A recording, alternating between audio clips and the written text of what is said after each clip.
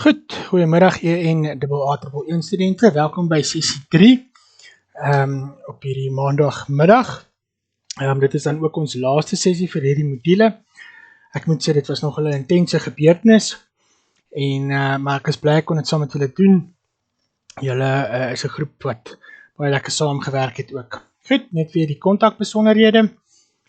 Sover werk die vergaderings baie goed.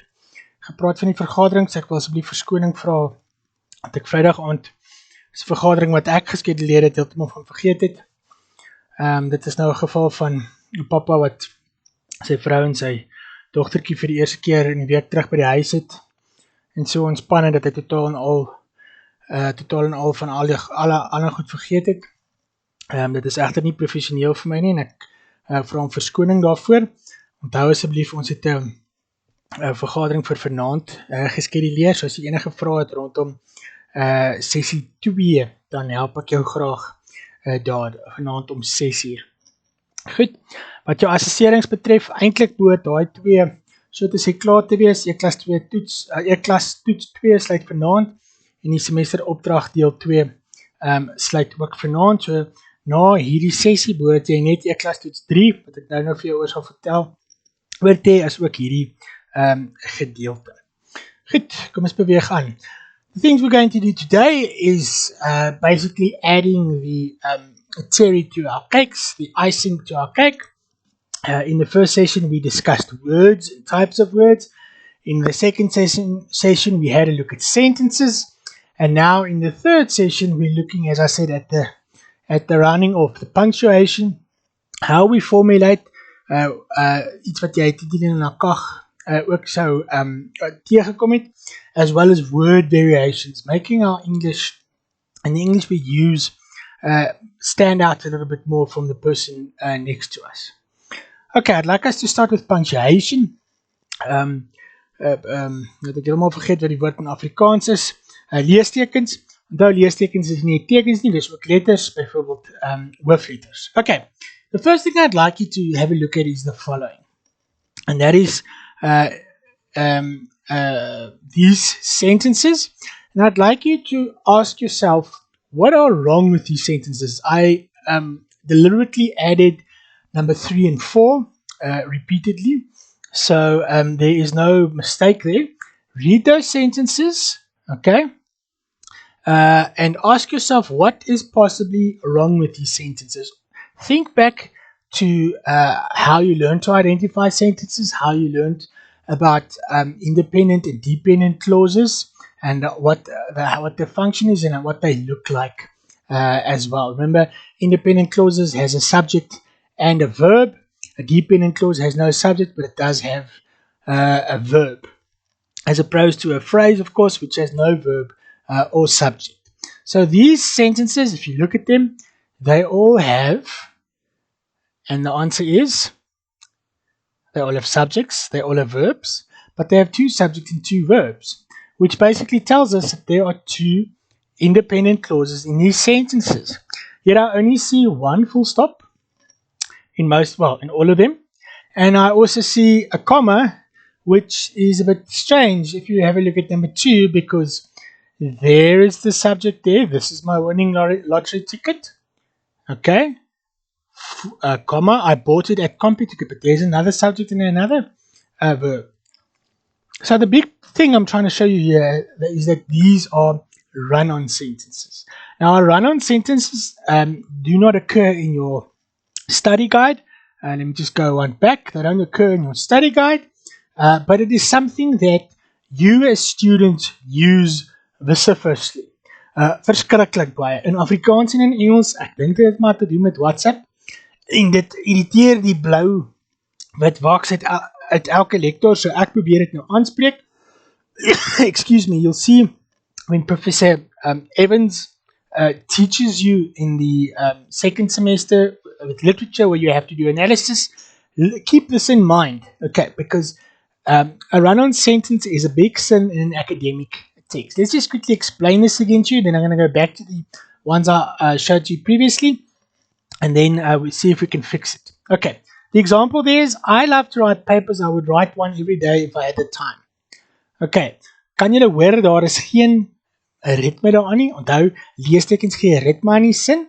Okay? So, the point we're trying to make is these are two complete sentences and they need to be divided by a full stop, not a comma, because then it is a comma splice and it is still a run-on sentence just with a comma splice. So sentence 1, I love to write papers. There it is. Subject, verb, object in this case, full stop. Sentence 2, I would write one every day if I had the time. Subject, modal auxiliary verb, write finite verb. Every day, that's not necessarily a subject, it's just an adverb. Okay, that's another sentence on its own. So why do we not include a full stop there? Why do we see students countless? Ek het nou, die naweek het ek 4 jaar in die meerderfase literêre opstelle gemerk. The run-on sentences here are terrible. So let's look at how we can correct them. If we look at the previous slide, I love to write, okay, we've done that one. This is my winning lottery ticket. I bought it at CompuTicket. Simply look at where your subject is, okay, where the verb is, what the verb is doing, and then put a full stop. Where the subject is, where the verb is, what the subject is doing, and put a full stop. Let's have a look at number 3. The flowers are beautiful, they brighten the room. Okay, the flowers are the subject, are is the verb, and beautiful obviously is an auxiliary or part of the auxiliary in this case, acting as an adverb. So there's a full stop there because there's a subject and a verb, so there should be a full stop there. They brighten the room. They, the subject, brighten the verb. The room in this case is the object. Full stop there, full stop there. No comma like we've done here. There's a comma splice. This is not the way we write. Okay. Unless, of course, when can we carry on? When the next part of the sentence is a subordinate clause. Maar in geen van hierdie gevalle is dit so nie, want daar is one subject, one verb. There is one subject, one verb. Therefore, both are independent clauses and they need to be separated by a full stop. Number 5, choosing a topic for a paper can be the hardest part, but it gets a lot easier after that. Okay. Wat kort ons hier? So, hier is nie noodwendig 'n punt nodig nie. Okay. Maar wat moet ons hier insit? Choosing a topic for a paper can be the hardest part. So, choosing is our verb. A topic for a paper can be the hardest part. There is a conjunction, 'n voegwoord. So ons kan ideaal of 'n punt daar sit en die voegwoord uithaal en sê it gets a lot easier after that, of ons kan net 'n komma insit daar om daai sin, want hierdie kan as 'n subordinate clause gesien word omdat it terug verwys na topic. So daai sin kan ook deurgaan met 'n komma, maar gaan vra jouself wie doen wat daar. Is daar 'n subject, is daar 'n verb? As dit daar is, dan moet jy daaraan dink om daai sin in twee te split of met ander woorde 'n nuwe sin te begin. Gaan kyk na jou eie skryfwerk. Dit is tipies daar waar ons die probleem sien. Number 6, sometimes books do not have the most complete information. It is a good idea then to wat ek nou my dingie laat af toe maar. Okay, goed. Wat van die saak is, daar's 'n subjects, books do not have the most complete information. So daar so sê, daar is 'n voegwoord. Daar's 'n subject, daar's nog 'n subject met is 'n verb. Jy kan hierdie as twee independent clauses sit en 'n hoofletter daar en 'n hoofletter daar en 'n punt en 'n punt, of jy kan natuurlik die conjunction gebruik soos die boonsteen. Gaan kyk asseblief dat jy nie sulke lang sinne met kommas oral inskryf nie. Kommas moet reg gebruik word. There's niks fout met commas, nothing wrong with commas, but you need to use them correctly. And the problem is, it seems to be a societal thing that people have gone into the habit of writing one complete sentence and instead of just putting a full stop, starting another one, they add a comma and they carry on with another complete sentence. And that is very poor writing. Okay, let's carry on. Run-on sentences. There's your formal definition, as I said. Have a look at hierdie goed gaan jy net self sien. Dit het so erg geraak onder studente, maar ek wil amper sê skoolkinders ook, want onthou ek het ook skool gegee voor dit, dat ek 'n standaard opmerking begin maak het van hierdie is this is a run-on sentence, use a full stop. Okay, so look out for that. Okay, before we carry on, I'd like you to watch the following video with regards to punctuation. It tells us a bit more about where our Western, or not necessarily Western, but mostly Western punctuation comes from, and it sets the mood for the first contact session video where we will be discussing punctuation. It's not always what you think It is.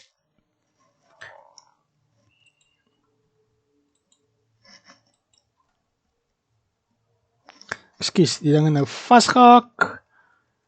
En het gaat teruggaan. My verskoning julle. As hy, kom eens kyk, daar gaat hy. Hello, I'm Simon Whistler. You're watching Today I Found Out, and in the video today we're answering a viewer question. Gray L asks, when did people start using punctuation, and who invented the most common marks that we use? In the beginning, there was no punctuation, lowercase letters, or even spaces between words. There were also no grammatical way of distinguishing when an idea had finished and a new one begun. It didn't help that the idea of standardized spelling was also not a thing, at least not as we would think of it. Readers were left to muddle their way through any text as best they could.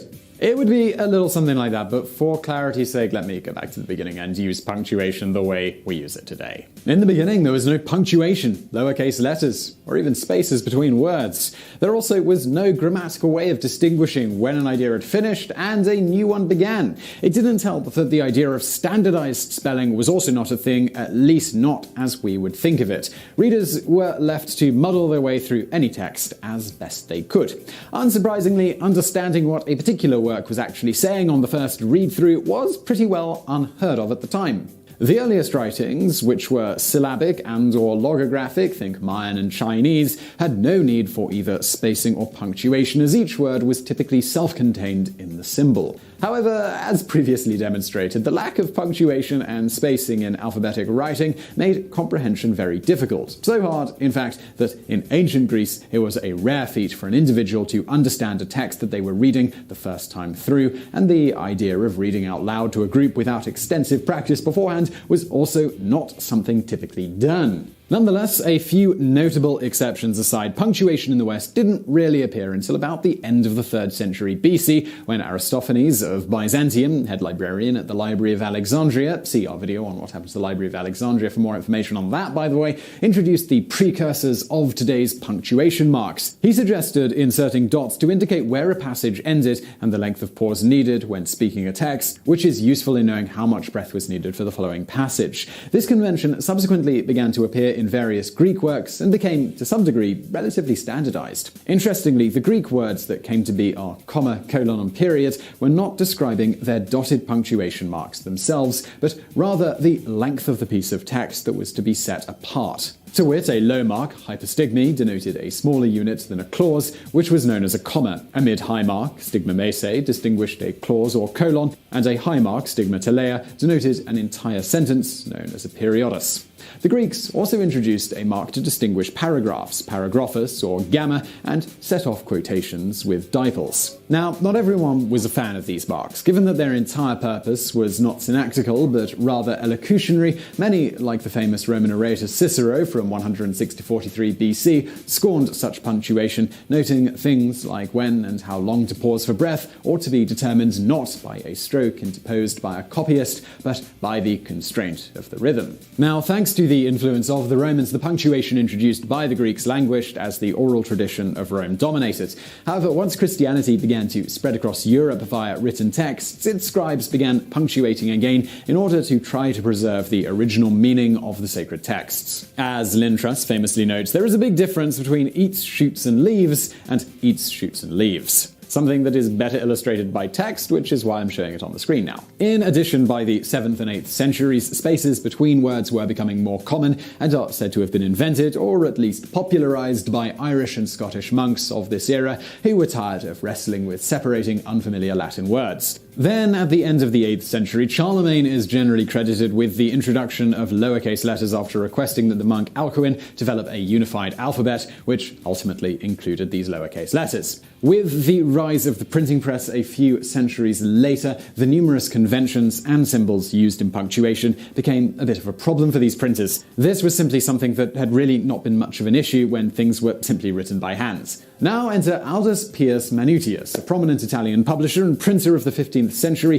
who, besides famously introducing pocket editions of Greek and Roman classic works meant for mass consumption and relatively inexpensive to purchase, also seems to have been the first typographer to use the comma and the semicolon. He also, by the way, helped develop italic type with the help of Venetian punch cutter Francesco Griffo. Interestingly, Griffo seems to have met an untimely end after he beat his son-in-law to death with an iron bar and is presumed to have been executed for this crime. After being charged with this murder, there is no further historical record of him. Aldus's grandson, Aldo Manutius the Younger, from 1547 to 1597, took over the family printing business at the age of just 14. Not long after, he codified the modern standardized use of a comma, colon, and period, publishing a book on the subject in the early 1560s called Orthographiae Ratio, a system of orthography. In the book, Aldo built on the ancient Greeks' minimal punctuation marks and designated that the comma would separate phrases and clauses, the colon would be used for lists, and the full point, read period here, would denote the end of the sentence. Aldo also explains the uses of other basic punctuation, including the question mark, apostrophe, exclamation point, as well as quotation marks. Aldo also explicitly noted that the purpose of these marks was more than merely as a rhetorical aid, but that such marks were necessary in order to express and preserve meaning, as previously identified by the Christian scribes centuries earlier. For English writers, however, while they did begin almost universally using the marks Aldo had expounded upon, punctuation remained widely thought of as primarily for elocution. Indeed, authors including George Puttenham in The Art of English Poesy from 1589 and Simon Daines in Orthopoeia Anglicana in 1640 even set out a standard for the proper use of a comma, semicolon, and a colon. They simply describe them as a pause of 1 unit, 2 units, and of 3, respectively. This began to change after the publication of Ben Jonson's English Grammar in 1640, in which he illustrated how punctuation could help preserve an author's original intention, rather than just give a guide on how to read a text out loud. Well received by the time of the Restoration from 1660, using punctuation for syntactical purposes was finally common, and in fact, by the 18th century, excessive punctuation, such as placing a comma between every possible phrase, had become a major problem. Overuse of punctuation continued to some extent through the late 19th century until lexicographers Henry Watson Fowler and Francis George Fowler published The King's English in 1906. This book called for far less punctuation and established the style of light punctuation that indeed endures to this day. So I really hope you found that video interesting. If you did, please do hit that thumbs up button below.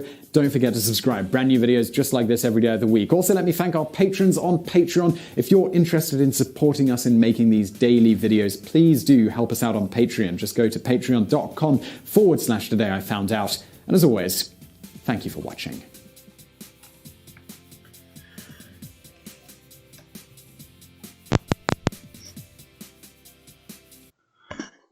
Goed, paar interessante goed daar geleer.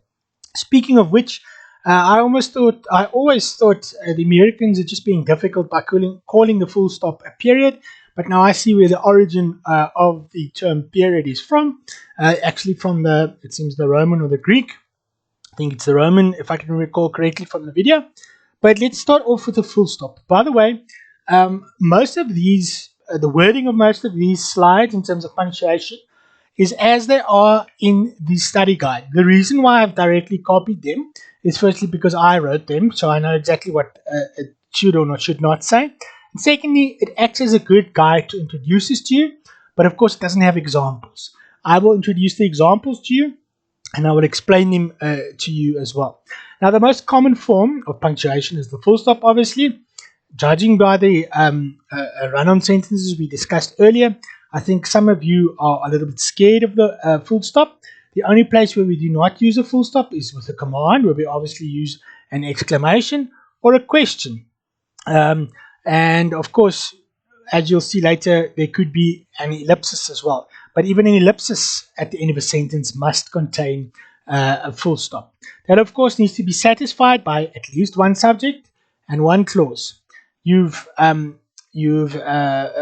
spoke about subjects and clauses last week, so you should know exactly what that is. Interesting to notice is that a phrase does not have a full stop, and go and look at last week's examples and you'll see exactly that. Look at the example there. It says Aros is situated in Waverley, or on a campus in Waverley, and there is your full stop. There's your subject. Is situated is your verb. On a campus is your object, and in Waverley is merely an adverbial phrase. Okay, so in Waverley, if it stood alone, it wouldn't have a full stop. Because this is a complete sentence with one subject and there one clause, there needs to be a full stop. Okay, the next thing, the exclamation mark, the two brothers almost, the exclamation and the question mark. We use it to show a command or an exclamation. There can often be only one word. These type of single word exclamations are called interjections. This is not something I specifically dealt with when we looked at individual words in session 1, but these are called interjections. It's something I expect you to know, but it almost reminds me of a lightning bolt that interjects in between, and that's why I seem to remember that off the bottom of the top of my head so easily. Remember also, please, not to use more than 2 exclamation marks. This is a sign of poor writing style. Baie keer kan dit ook aanhou dat jy skree of dat jy gefrustreerd is. And remember, text speaks louder than words spoken.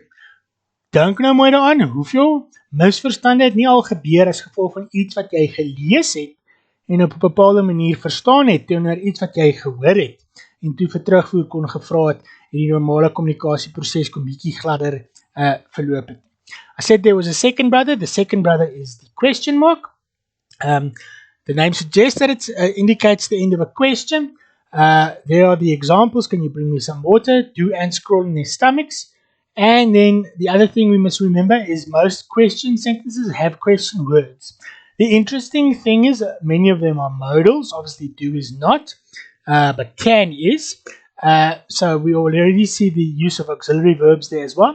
But if these question words are used anywhere else in a sentence, the sentence wouldn't be a question. Okay, so that is very important to add here as well. Most question sentences have question words, but mostly at the start of the sentence. Okay. Now, the comma is a beast of its own. Mense dink hulle kan kommas gebruik en selfs ek moet nog mooi gaan dink oor waar en hoe mens kommas insit. I'd like us now to discuss the specific conditions for using a comma, and then also have a look at some of the examples that I've given you to do as part of your continuous assessment task 3. In other words, the third part of the semester assignment. Let's have a look at what commas are used for. They need to separate 2 or more adjectives of a noun. Okay, so those are single words. Okay, the bright, comma, let me just think. The bright, comma, clever boy. The separation of 2 adjectives there. There you can see it in the sentence as well. The large, black-maned lion ran across the road. Okay, so there is a typical example of a comma separating 2 adjectives. The adjectives, of course, being large and black-maned, a swart manar, that describes the noun lion. Okay, the next instance, if my slides will just go back to where they were, commas are used to separate words, phrases, or clauses in sentences. Now we know clauses do not have subjects. Sometimes, they don't have subjects, they don't have verbs, and they are mostly used to provide extra information. Keep that in mind. Okay, clauses have no subjects, but they do have verbs. Okay, let's have a look at the following example. The man's excessively built body, soup bowl hands, and elephant-like feet made it difficult for him to find clothes. So what this basically means is any one of those phrases there, together with your subject, is enough to complete the sentence. So there's alles extra inligting wat hulle gee daar. So kom ons kyk daar. The man's soup bowl hands made it difficult for him to find clothes. The man's elephant-like feet made it difficult for him to find clothes. Elkeen van daai werk, elkeen gee net 'n ekstra bietjie informasie en die manier wat ons dit skei is om kommas te gebruik. Okay. The other interesting thing that you should also see here is, strictly speaking, there should be a comma. Okay. Nou in Afrikaans, die probleem is, dit is vereenvoudig op skool. Is jy geleer, jy gebruik nie 'n komma saam met 'n en. Okay. Maar die vraag wat jouself moet gaan vra is, watter konsep verduidelik het? As ek 'n comma, if I use a comma with and, it means I'm describing one concept. If I use a comma without and, andersom. If I use a comma just with and, it means I'm describing one concept. If I'm using a comma with and, it means I'm describing two separate concepts, and because I'm getting to the end of the sentence, I need to add and there as well. Okay, so for example, if I say the boy and the girl are siblings. Okay, the boy and the girl is one concept. Okay, but if I say the boy and the girl, or the boy, comma, and the girl, for lack of a better reason, hate each other. Okay, I'm physically showing that the boy has hate for the girl and the girl has hate for the boy. So those are two different concepts, and that's exactly why one puts a comma there, to show that the boy and the girl aren't connected as one concept. So die volgende keer as jy weer hoor, nie maar jy gebruik nie 'n komma na and of the any, dan weet jy, dit is waaroor dit gaan. En dan gaan toets jy dit om te kyk, is dit reg daar? Okay. Number 3, the comma is used to separate parts of the sentence. Now this is basically the same as what happens here as well, because there is a part of the sentence, and there is a part of the sentence, and there is another part of the sentence, although these are all examples to illustrate these two parts of the sentence. Let's have a look at the example so we can see what I mean with this. Okay, there's no example, but let's have a look at our continuous assessment task 3. Perhaps it will say there, even though the paint was still wet, I couldn't resist touching it. Okay, die beste manier om jouself te vra is eerstens, wie doen wat? Want as jy dit gaan kry, gaan jy weet wat jou hoofsin is, en dan kan jy bepaal wat extra inligting is. So, who's doing what there? I definitely could not resist. Okay, that's a modal verb along with resist, a verb. I couldn't resist touching it. Touching is natuurlijk ook deel daarvan. In hierdie geval nie, dit is 'n gerund, want dit is 'n ing en dit is 'n konsep wat hulle beskryf. So, even though the paint was wet, I still couldn't resist touching it. Okay, die werkwoord daar is resist. Ek kon myself nie keer.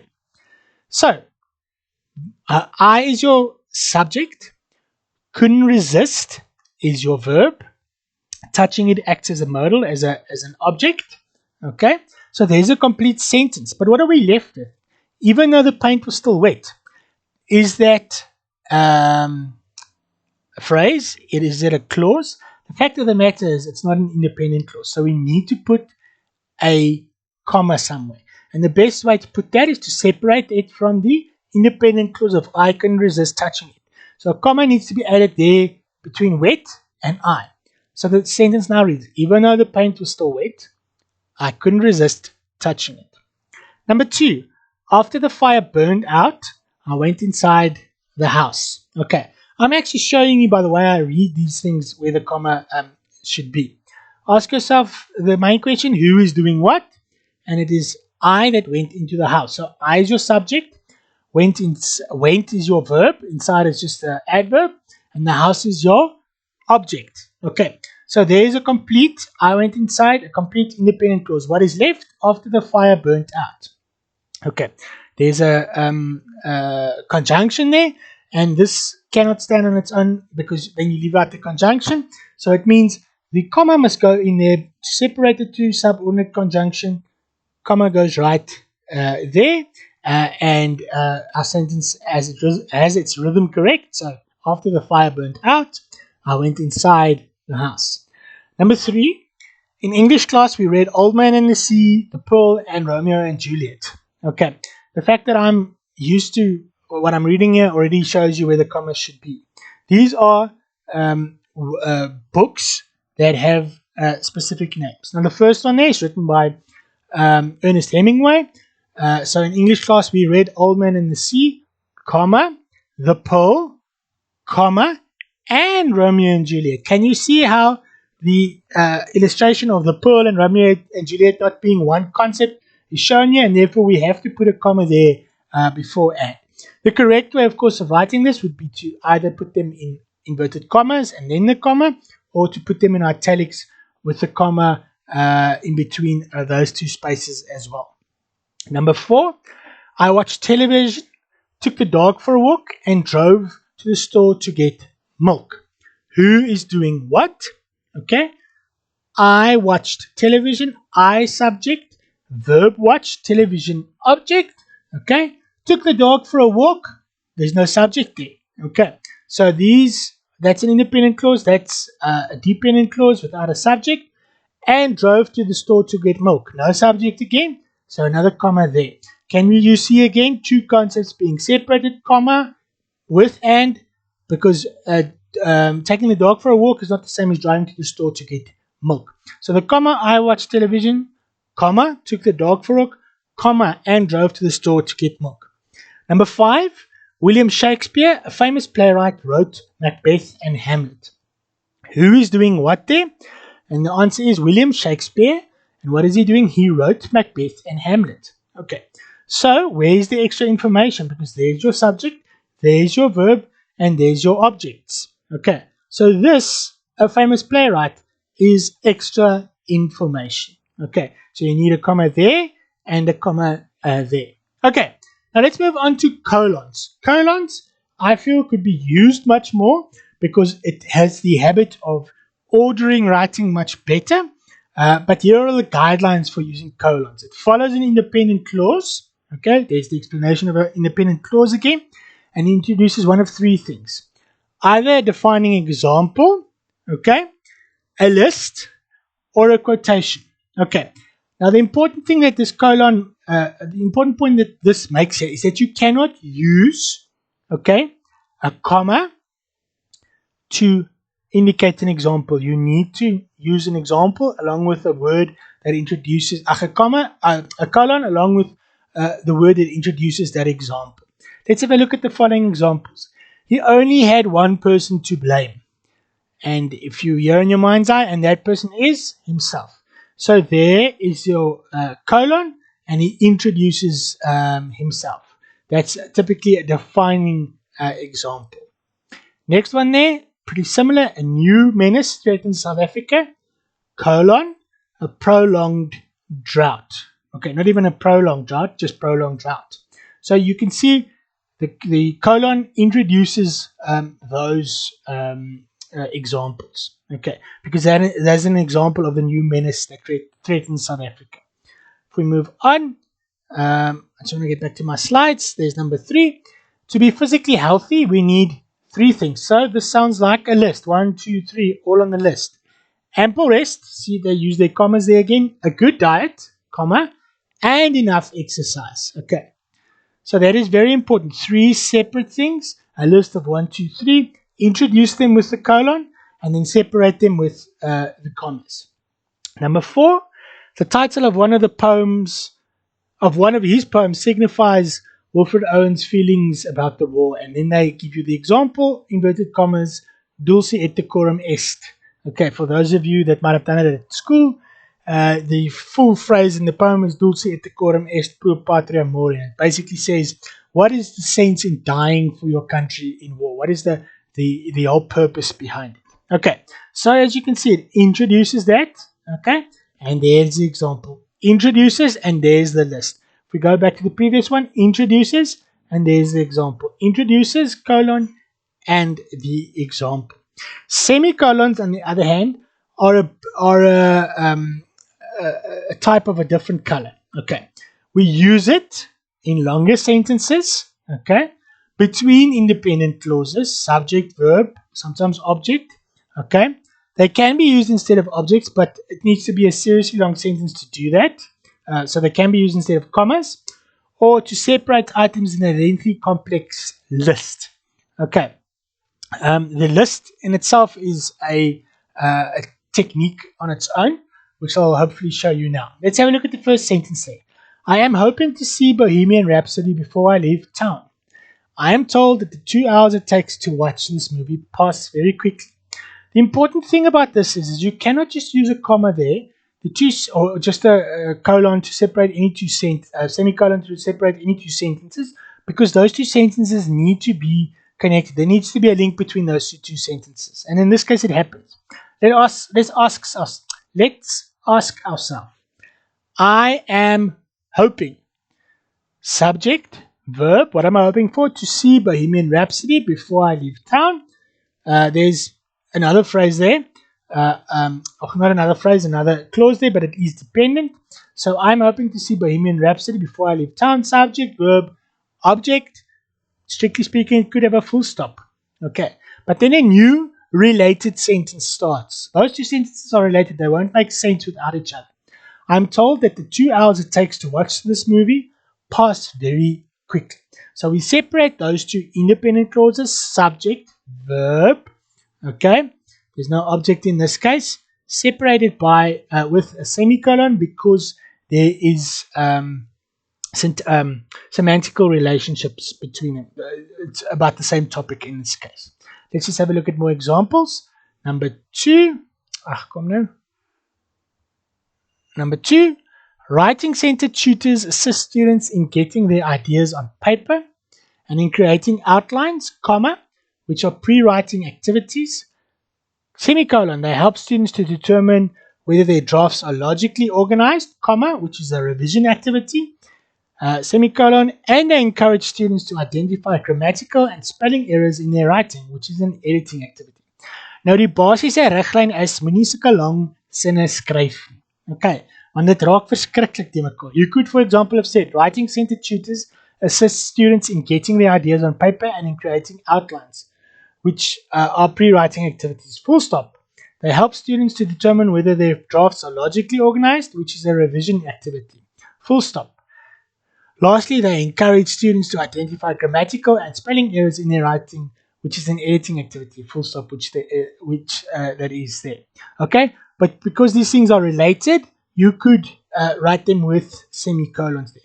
Can you see each independent clause has a dependent explanatory clause there, which are pre-writing activities, which is a revision activity, and which is an editing activity. So dis presies daarvoor hoekom dit so lyk. Okay, gaan kyk uit in jou semesteropdrag. Daar's 'n hele paar van hulle wat ek vir julle daar gegee het, maar ons gaan nou van hulle kyk. Let's have a look at those one. Scott used his sister's cell phone to call Chris. He lost his yesterday. Okay. Jy kan sommer outomaties hoor daar waar ek dit gaan sit. Okay. Subject, verb, object. Who's doing what? Scott used his sister's cell phone to call Chris. Scott subject used verb. What did he use? His sister's cell phone. So that is an adverbial phrase. And why did he use it to call Chris? Okay. Full stop there. No, because there's a related sentence or a related independent clause. He lost his yesterday. So we'll put the semicolon in there because these two sentences are related.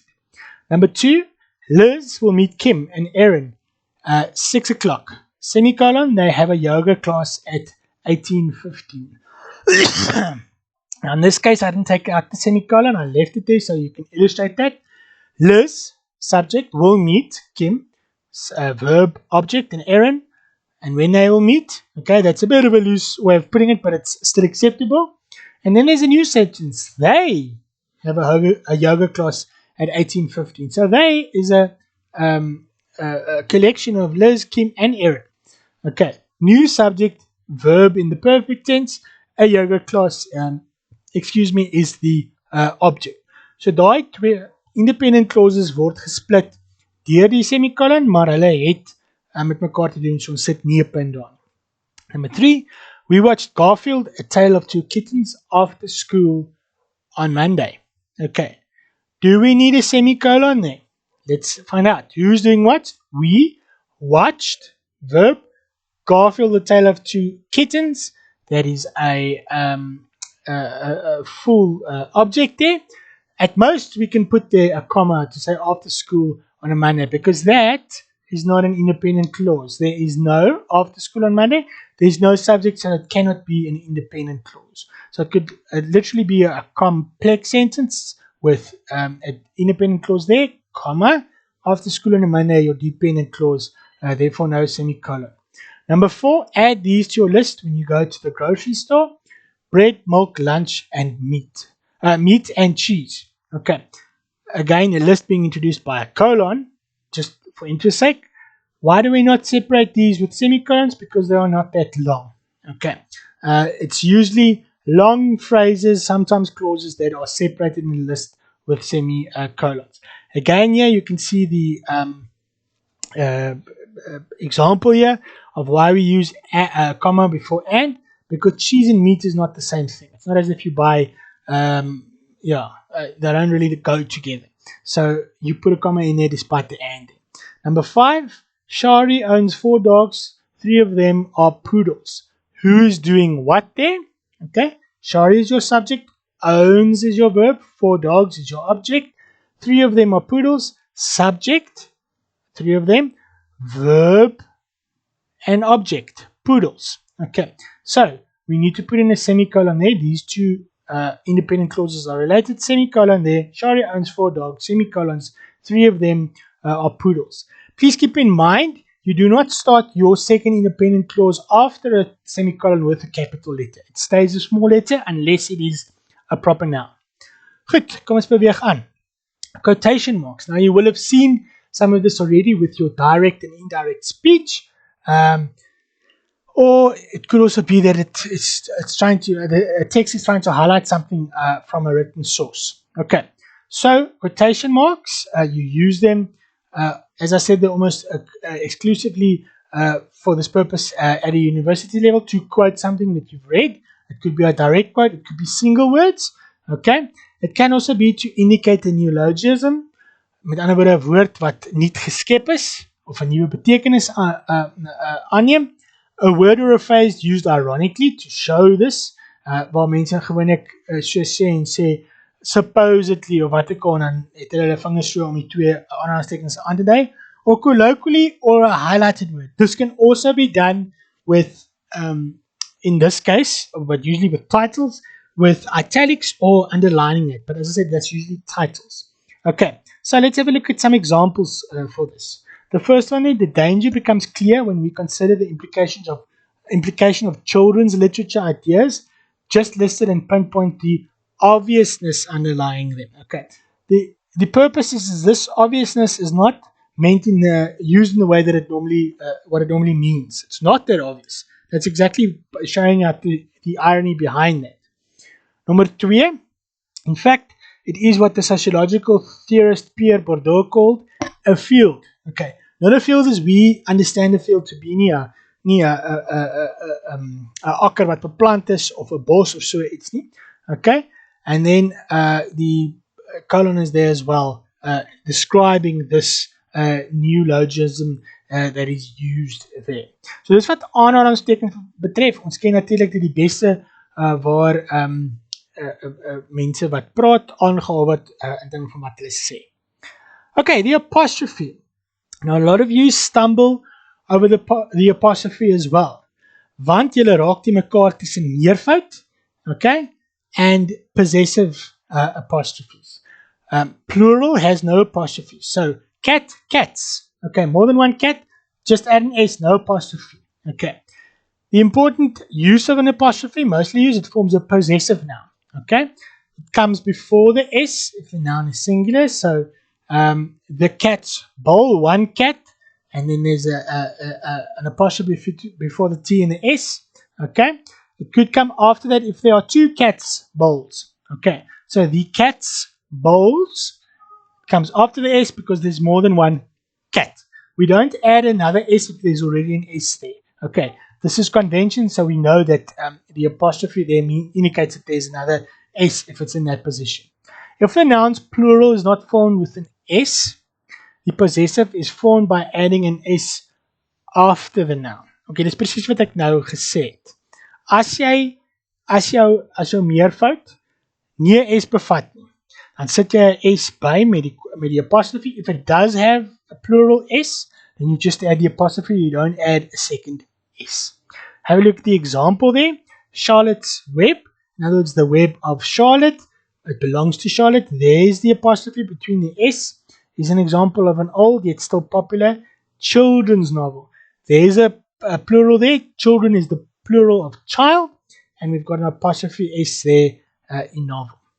Okay, number 2, it shows that letters have been omitted. For example, can't, I'm, won't, and you. That is typically called contractions.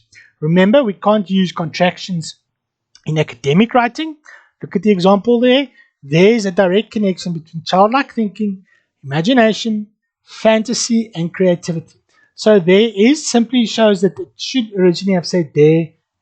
There's, it says it should have originally have said there is a direct connection. It simply shows the omitted one there. Dit het niks met eienaarskap of ownership of anything like that. It doesn't have anything to do with that. Okay, brackets, which a lot of you sometimes also stumble with.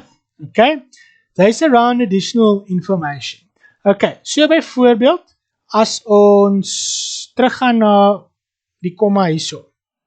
Ek kom net gou weer kry. Daarso, William Shakespeare, a famous playwright, wrote Macbeth and Hamlet. We said you can put in commas there. You can also add in brackets, although it's not that common, because then you've still got your subject, your verb, and your object. So just to show that this is extra information, they put it in commas. The other way that they use commas in brackets. If you look at the example there, although they are responsible for their own decision, editors, okay, in extra information, and writers and others make those choices in ways that may ignore their own taste or personal ideals. Okay, so hierso is die extra informasie eintlik maar net 'n uitweiding oor wat editors is.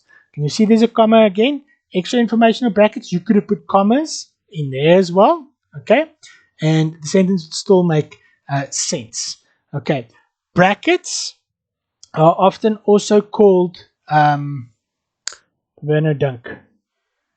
Ek dink amper is in een van julle parentheses. Okay, brackets are often also called parentheses, where they ask you to put extra information within parentheses. Why they call that?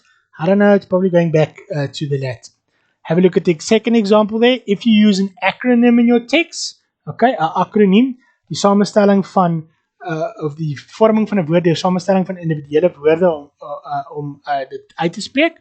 You spell it out the first time you use it, followed by an acronym in brackets. From that point onwards, you may use only the acronym. Dis maar net om dit vir jouself makliker te maak. One of the largest fiction and non-fiction publications left in the United States of America, brackets or parentheses, USA, comma, Houghton Mifflin, dis die plek van die maatskappy se naam. So daar is eintlik ook my extra inligting, maar ons gaan hom net tipies nie in hakies sit nie. Was purchased by the French firm Vivendi.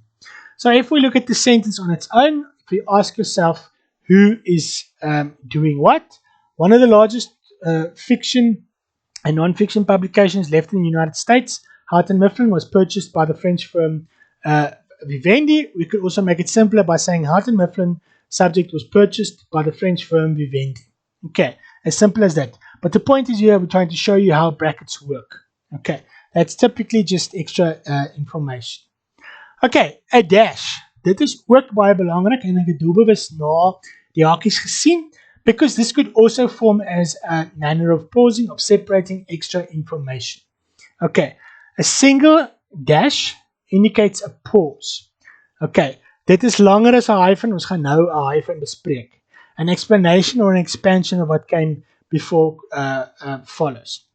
The point here is, it is a longer pause than what a comma will ever be. Okay, the way you do this, to add a dash in your writing piece, is to write the word before the dash, press the hyphen button twice, and then press space. And you should, those two hyphens should form one to form a dash. Maar dit is 'n langer een. Dit is dubbel die lengte van 'n hyphen. Jy kan dit ook nie gebruik om goed te verbind. Kyk daar is presies die voorbeeld van hoe 'n dash werk. There's examples. Chapter 9 discusses some of the differences between children's literature and other forms of writing. Dash, langer comma. Differences that develop from the field's specific nature and position. Indien daai stuk na die dash sin 'n subject gehad het, en 'n verb gehad het, dan kon ons daar 'n semicolon ingesit, maar dit is nie so. The next one there, a pair of dashes, or just the next tip, a pair of dashes indicates a parenthesis. Okay, daar is die hakies basis wat ons van praat, additional information added to the sentences. Look here, this use of the dash forms a more distinct break than when commas are used for the same reason. If Bordeaux is correct, it would be impossible for an editor, or for that matter a children's writer, to be successful otherwise. Okay, kan julle sien die effek wat dit daar het? Kan julle sien hy is langer as net 'n hyphen. Speaking of hyphens, that's what we're going to go into next. They are used to link words and parts of words. So dit is basies 'n afkapping wat mens kan gebruik. They are not as common today as they used to be, maar ek dink dit is ook bietjie besig om 'n comeback te maak. Die probleem is net mense gebruik hulle nou weer heeltemal te veel. These are the examples. They can be used in compound words. So black-maned would, for example, be a hyphen would be used. I'm trying to think. Nou haak my kop vas. Yellowed hosepipe, for example, as hy geel gebrand is deur die son, dan sal daar 'n hyphen wees om yellowed and hosepipe to connect. You can join prefixes to other words, okay? Dis tipies jou afkapping daai, or to show word breaks, waar woorde in terme van hulle uitspraak gebreek moet word, lettergrepe basis. I wonder if there are examples. Let's quickly have a look. Yes, there are. As I said, they can be used in compound words to show that the component words have a combined meaning. Pick me up, met die hyphens tussenin. Kan julle sien hulle is korter as dashes. Mother-in-law, with the hyphens in between to show that this is one concept as well. Good-hearted, one concept. Or it can also show a relationship between the words that make up the compound word. Look, for example, this example about rock-forming minerals. Okay, dit is een term daai wat daai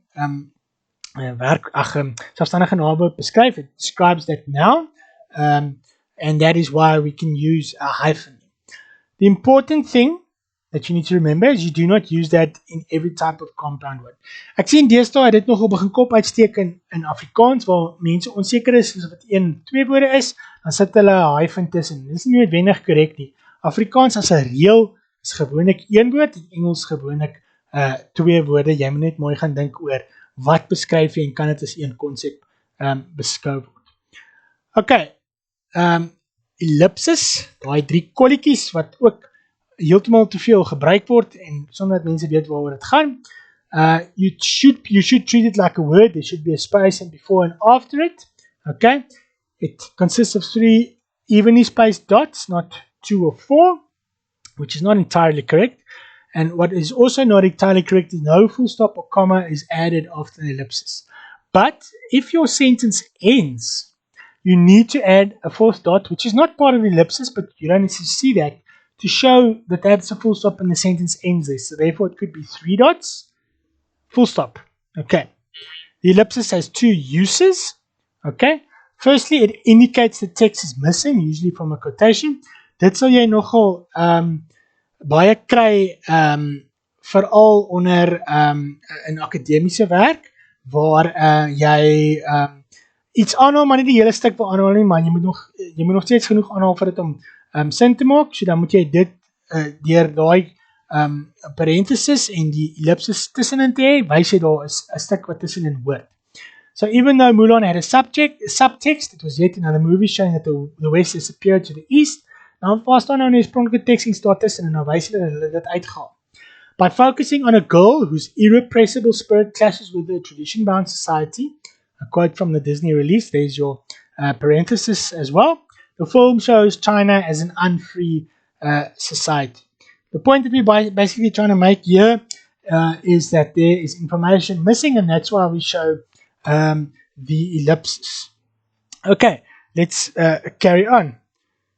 There's another example. It builds suspense, and as you see there, you should use it sparingly. I just want to have a look at the example first, and the winner is ellipsis, daar moet 'n spasie natuurlik wees. Daar moet 'n spasie daar wees. En dan sê ons, and the winner is South Africa. Daai ekstra lang ellipsis dui dit aan. Jy kan natuurlik ook 'n dash gebruik. Okay, maar ellipsis is spesifiek met suspense te doen. Okay, so be careful not to use them too much.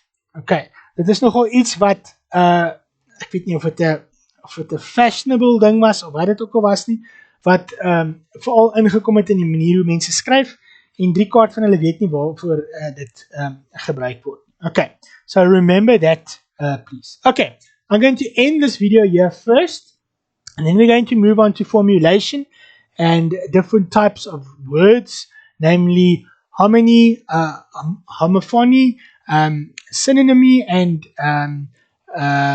antonymy. Dit is met ander woorde synonieme, antonieme, homofone, what's homophony in Afrikaans. Maar in elk geval, ons gaan in die tweede video daarmee aangaan. Ons gaan ook vir julle 'n bietjie 'n paar goeders uitwys oor hoe sinne geformuleer word. Ek sien julle wanneer julle klaar koffie gedrink het.